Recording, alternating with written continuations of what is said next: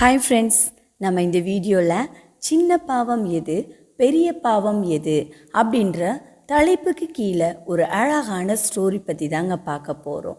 வாங்க வீடியோக்குள்ளே போகலாம். ஒரு ஞானியிடம் 2 பேர் வர்றாங்க.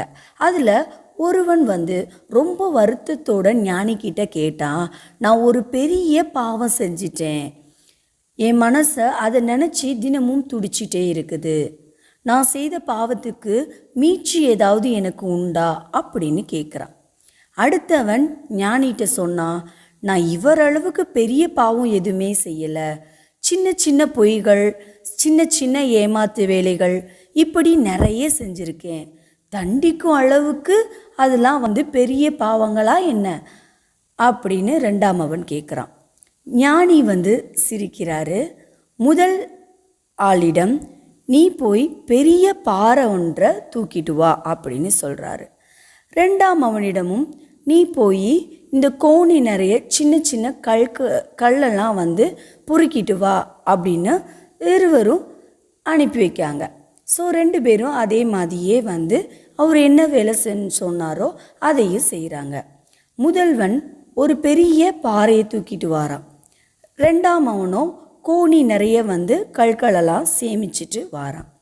இப்போ ஞானி சொல்கிறாரு, சரி 2 பேரும் கொண்டு வந்ததை எந்த இடத்துலேருந்து எடுத்தீங்களோ அதே இடத்துல போய் திருப்பி வைங்க அப்படின்னு சொல்கிறாரு. முதல்வன் பாறையை எந்த இடத்துல எடுத்தானோ அதே இடத்துல போய் திரும்ப வைக்கிறான்.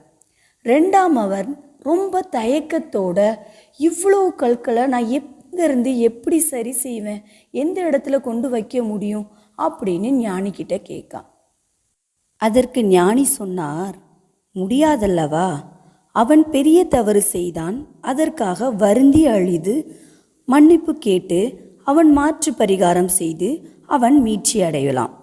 நீ சின்ன சின்னதாக 1000 தவறுகள் செய்து அவை பாவம் என்று கூட உணராதவன், யாரெல்லாம் பாதிக்கப்பட்டவர்கள் என்பது கூட உனக்கு நினைவில் இல்லை.